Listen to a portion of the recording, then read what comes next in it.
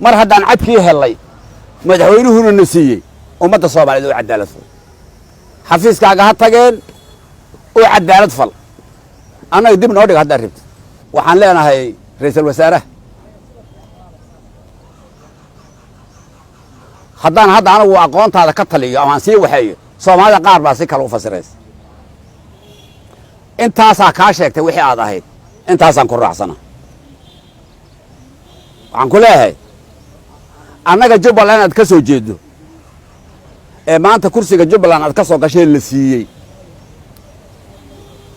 iyo ummadda Soomaaliyeed waan ku sibanay kaama xigna hadda kursi qaran baad ku fadhidaa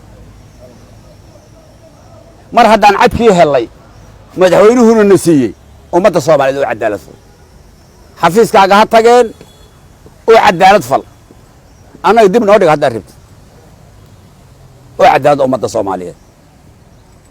Jubbaland iyo ummadda saaka way ku siman yihiin waxaan intaa ku leedahay mar hadda Jubbaland kursiga la siiyay ka soo jeedno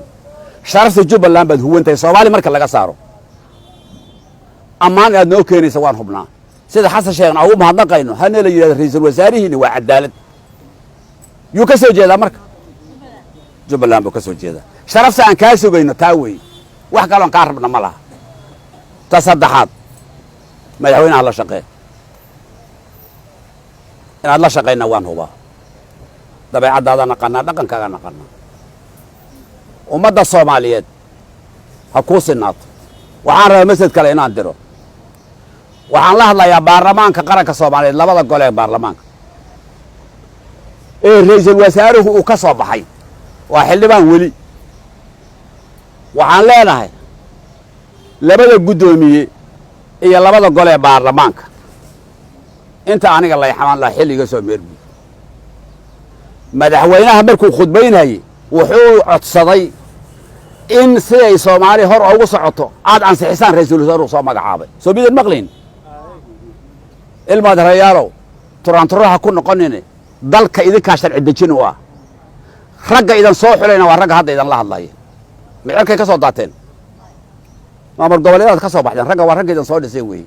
madaxweynaha codsigiisa waxayo bilaa kubiinka ansixiyay ra'iisul wasaaraha say shaqada ummadda Soomaaliyeed u socoto oo horey loogu socdo idinka gudoomiye aadan iyo gudoomiye cabdi xaashi iyo labada goloba ayadana intaasaan leenahay madaxweynaha wuxuu uu keenay oo ra'iisul wasaaraha ansixiya istaakal ha ku noqonina hadda goolku xagee yaala idinku idin ag yaala ansixiya ra'iisul wasaaraha annagu afka Jubbaland ku hadlaynana saasa idan leenahay Soomaaliya ha noolaato ha israacdo ha midowdo cadowgeeda ha jabo abaarta Allah naga bixiyo midnimada Soomaaliyeed waa muqaddas ilaahay weynaa waaxid aha Soomaaliya kor ha u qaado khilaafka Allah naga bixiyo